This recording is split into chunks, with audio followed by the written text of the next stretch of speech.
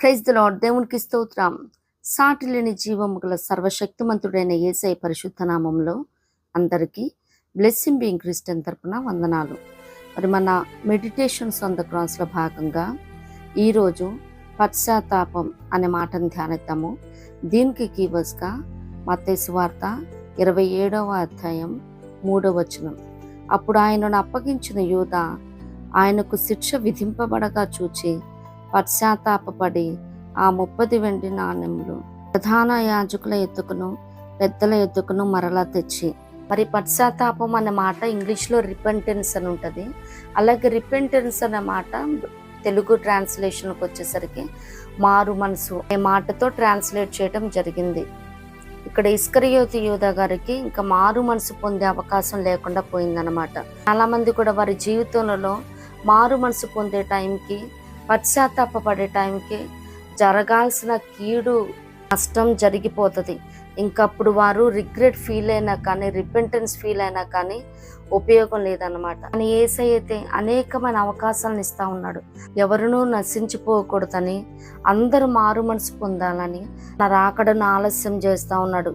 మరి బాప్తిస్మిచ్చి యోహాన్ గారు కూడా అదే చెప్తారు కదా, పరలోక రాజ్యము సమీపించున్నది, మారు మనసు పొందుడని అక్కడ మరి ఆయన సువార్త ప్రకటన చేస్తూ ఉన్నాడు.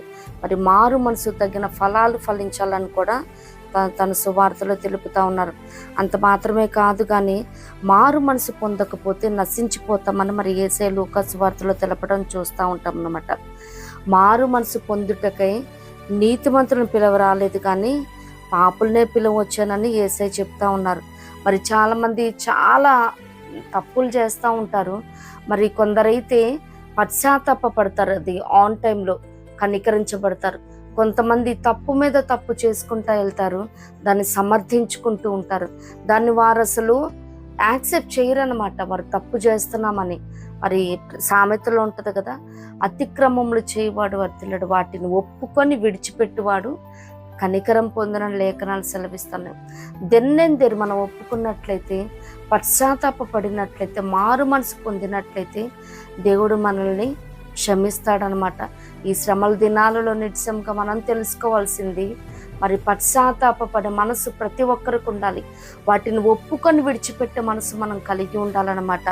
మరి దావీదు గారి విషయం అదే కదా, నాతాను ప్రవక్త వచ్చి చెప్పిన వెంటనే తను ఒప్పుకున్నాడు, ఇమ్మీడియట్గా సరెండర్ అయిపోయాడు దేవుడి దగ్గర.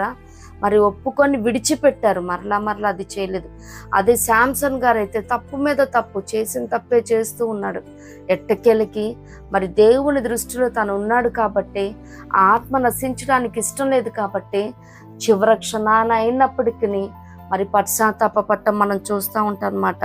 శిలువ మీద దొంగ కూడా అంతే కదా, చివరి క్షణంలో తను మరి దేవుని శరణం వేడినప్పుడు మరి యేసయ్య తనని రక్షించడం, పరదేశంలో చేర్చుకోవటం మనం చూస్తూ ఉన్నాము. మరి ఈనాడు నీకు నాకు దేవుడు అనేకమైన అవకాశాలను ఇస్తూ ఉన్నాడు. మరి మరణపు చివరి అంచుల దాకా వెళ్ళి వెనక్కి వస్తూ ఉన్నావంటే, మరి చేసిన తప్పు మరలా చేస్తున్నప్పటికీ దేవా అన్న వెంటనే క్షమించబడుతున్నావంటే, నశించడం ఆయనకి ఇష్టం లేదు కాబట్టి ఇప్పుడైనా ఆయన వైపు తిరుగుతావేమో. నీ మార్గాల్ని, నీ చెడు మార్గాల్ని, పాపపు మార్గాల్ని విడిచి ఆయన యొద్దకు వస్తావేమోనని దినమెల్లా ఆయన చేతులు చాపి చూస్తూ ఉన్నాడు. మరి ఎన్ని మార్లు గద్దించడం లోబడిన వాడు మరి తిరుగు లేకుండా హఠాత్తుగా నాశనమగని లేఖనాలు సెలవిస్తున్నాయి. ఎన్నిసార్లు దేవుడు నీకు అవకాశాన్ని ఇచ్చాడు. మరి సొదొమ గొమొర్రా విషయంలో మారు మనసు పొందిన అవకాశం లేకుండా దాని మీద తీర్పు తీసుకొచ్చాడు.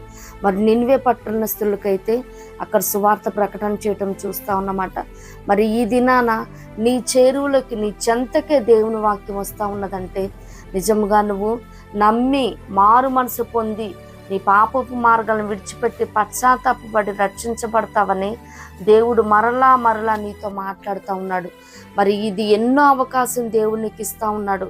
మరి ఈ అవకాశాన్ని కూడా చేర్చుకుంటే ఇక మరెన్నడను మరి కనికరం పొందకుండా, మారు మనసు పొందకుండా అగ్నికి ఆహుతవుతావేమో. ఒక్కసారి యోచించుకో ప్రియ క్రైస్తవ. పశ్చాత్తాపడదాం, పరలోక రాజ్యంలో ప్రవేశిద్దాం. ఇట్టి కృప ప్రభు మనందరికి అనుగ్రహించునుగాక. ప్రభు కృప మనందరికి తోడైండునుగాక. ఆమేన్.